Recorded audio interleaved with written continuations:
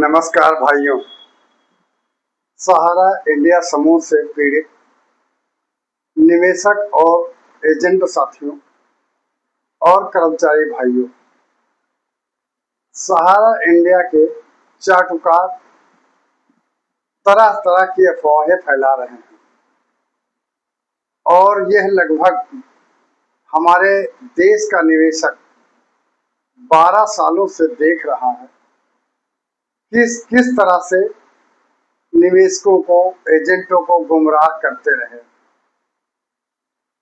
2012 में सहारा सेबी केस का विवाद उत्पन्न हुआ और तब से निरंतर झूठ पर झूठ सहारा के चाटुकार बोलते चले आए, लेकिन कभी भुगतान देने का नाम नहीं लेते हैं और जो भी बोलते हैं वो झूठ के अलावा कहीं पर सच नहीं बोलते हैं। सुप्रीम कोर्ट के केस में भी गुमराह किया। सुप्रीम कोर्ट में जो पैसा जमा होना चाहिए था वो भी नहीं जमा किया और पोर्टल से भी भुगतान नहीं मिल रहा है। और देखते देखते पीड़ित देश में ना जाने कितने लोग आत्महत्याएं कर चुके हैं, ना जाने कितने लोगों की बहन बेटियों की शादी नहीं हो पाई, ना जाने कितने परिवारों का इलाज के अभाव में मृत्यु हो गई।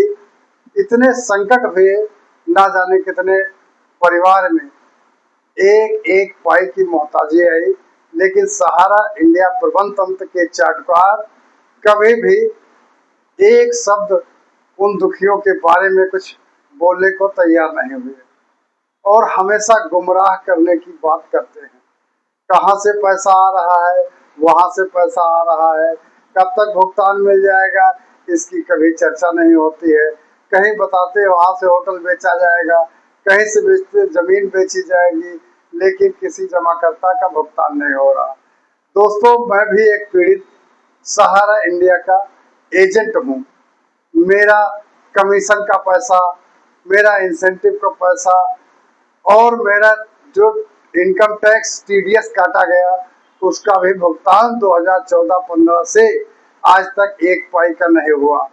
मैं 2 जगहों पर मुकदमा चला रहा हूँ, एक उपभोक्ता फोरम बाराबंकी उत्तर प्रदेश में, दूसरा सूजियम न्यायालय बाराबंकी से। लेकिन साथियों, अभी तारीख पर तारीख ही होती है और सहारा इंडिया के चाटुकार हमेशा झूठ पर झूठ बोलते हैं। किसी पीड़ित को भुगतान कब देंगे, कैसे देंगे, तमाम जुनून समस्याएं हैं उनका भी नहीं निराकरण करते हैं। जबकि ना जाने कितने प्रार्थना पत्र मैंने रजिस्टर्ड पत्रों के माध्यम से सहारा इंडिया मैनेजमेंट को भेजा, लेकिन कहीं से कोई जवाब नहीं आया और न्यायालयों पर जो केस चल रहे हैं उसमें भी सहारा इंडिया का कोई भी व्यक्ति नहीं आता है। ये मनमानी रवैया इस भारत सरकार और भारत के कानून का खिलवाड़ बना रखे हैं सहारा इंडिया मैनेजमेंट के लोग। साथियों, मैंने अपनी पीड़ा बताई और मैं कुछ एक जानकारी लेकर आया हूं कि पीएफ घोटाले में सहारा ग्रुप के ट्रस्टियों पर एफआईआर का आदेश हुआ है।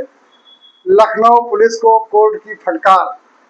कर्मचारियों के वेतन से करीब 10 साल तक पीएफ कटने के बावजूद जमा न करने का आरोप है।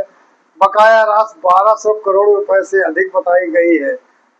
लखनऊ सहारा ग्रुप के कर्मचारियों के वेतन से भविष्य निधि पीएफ की कटौती करने के बावजूद उसे कर्मचारी भविष्य निधि संगठन ईपीएफओ के खाते में जमा नहीं करने के मामले में कोर्ट ने सख्त रुख अपनाया है। करीब 3 महीने की सुनवाई के बाद कोर्ट ने लखनऊ पुलिस को उचित धाराओं में सहारा ग्रुप के पीएफ ट्रस्टियों के खिलाफ एफआईआर दर्ज करने का आदेश दिया है।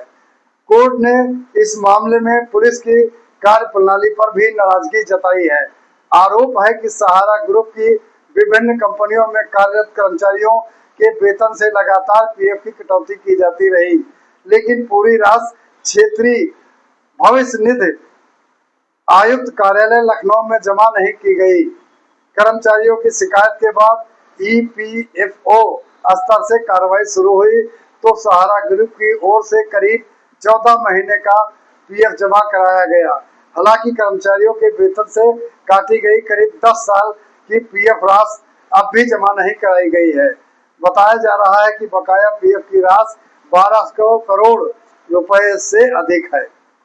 इस मामले को लेकर क्षेत्रीय भविष्य निधि आयुक्त अश्विनी कुमार ने तत्कालीन लखनऊ पुलिस कमिश्नर सेंगर से भी मुलाकात की थी।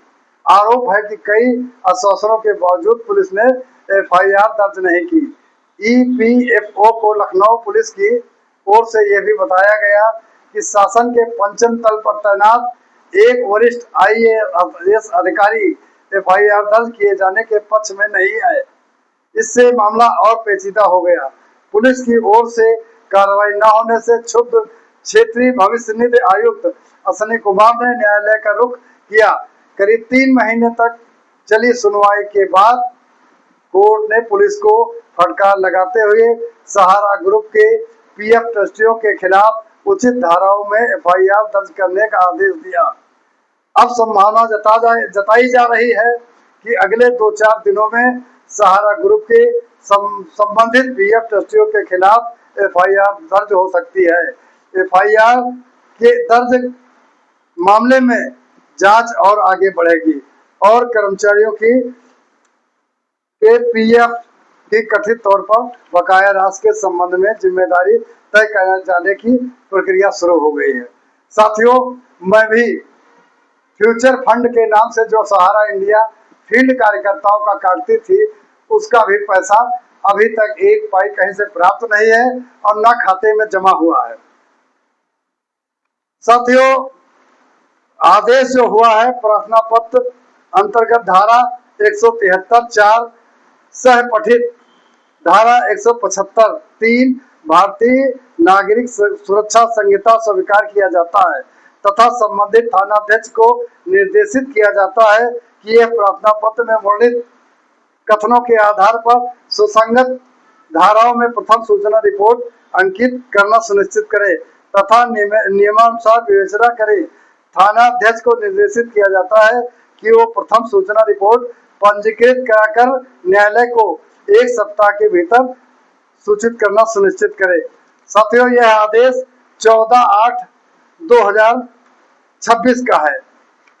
तो साथियों, तरह तरह की अफवाहें उड़ा करके पीड़ितों को 1 पैसे का भुगतान सहारा प्रबंधन नहीं कर रहा है। ऐसी स्थिति में साथियों, संगठित होकर ही भुगतान की लड़ाई लड़ने की आवश्यकता है और तमाम संगठन हमारे भुगतान की लड़ाई लड़ रहे हैं। हम भी उसमें कानूनी प्रक्रिया के अंतर्गत लड़ाई लड़ रहे हैं। मेरे द्वारा स्वयं का अपने परिवार का जो पैसा जमा किया गया है, निवेशित किया गया, उसका भी भुगतान नहीं हो रहा है और जो हमारा कमीशन का है, इनकम टैक्स के नाम से टीडीएस काटा गया, उसका भी पैसा नहीं जमा किया।